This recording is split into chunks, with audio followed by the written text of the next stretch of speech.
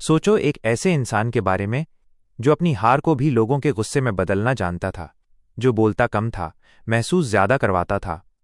आज हम बात कर रहे हैं एडोल्फ हिटलर की, सिर्फ इतिहास के एक खलनायक की नहीं, बल्कि भीड़ के मनोविज्ञान, मैस साइकोलॉजी को नियंत्रित करने वाले दिमाग की कहानी। प्रथम विश्व युद्ध के बाद जर्मनी पूरी तरह टूट चुका था, अर्थव्यवस्था खत्म, सम्मान खत्म और भविष्य धुंधला। हिटलर ने यहीं एक बात समझ ली, जब लोग भ्रमित और दुखी होते हैं तो वे तर्क, रीजन नहीं, दिशा, डायरेक्शन ढूंढते हैं। मनोविज्ञान कहता है कि संकट के समय इंसान एक मजबूत आवाज के पीछे चल पड़ता है, चाहे वो आवाज सच बोल रही हो या नहीं। हिटलर की सबसे बड़ी ताकत बंदूकें नहीं थीं, उसके शब्द थे। वो लोगों को समाधान नहीं देता था, वो उन्हें दुश्मन देता था।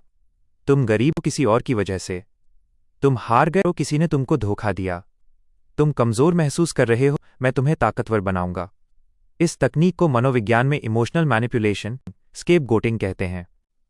हिटलर कभी व्यक्तियों से बात नहीं करता था, वो भीड़ से बात करता था।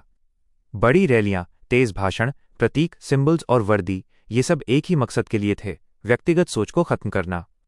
जब इंसान भीड़ का हिस्सा बनता है तो वो अपनी सोचने की जिम्मेदारी छोड़ देता है। जैसे जैसे शक्ति बढ़ी, हिटलर आलोचना से दूर होता गया। जो उस पर सवाल उठाता वो देश का दुश्मन बन जाता। मनोविज्ञान में इस स्थिति को गॉड कॉम्प्लेक्स कहते हैं। लीडर खुद को गलत मानना बंद कर देता है क्योंकि उसके आसपास सिर्फ हाँ में हाँ मिलाने वाले लोग रह जाते हैं। हिटलर का शासन भरोसे पर नहीं, डर पर टिका था।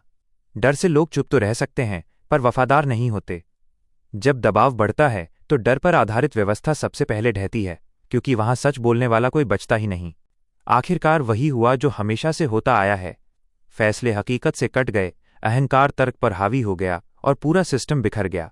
हिटलर के पास ताकत थी पर सच नहीं, समर्थन था पर विश्वास नहीं। एक चेतावनी। एडोल्फ हिटलर सिर्फ एक तानाशाह नहीं था, वो एक चेतावनी है। जब गुस्सा तर्क की जगह ले ले, जब नेता खुद को मसीहा समझने लगे और जब भीड़ सोचना बंद कर दे, तो इतिहास खुद को दोहराने लगता है। ये सिर्फ इतिहास नहीं है, ये मानव मनोविज्ञान का सबसे खतरनाक सबक है।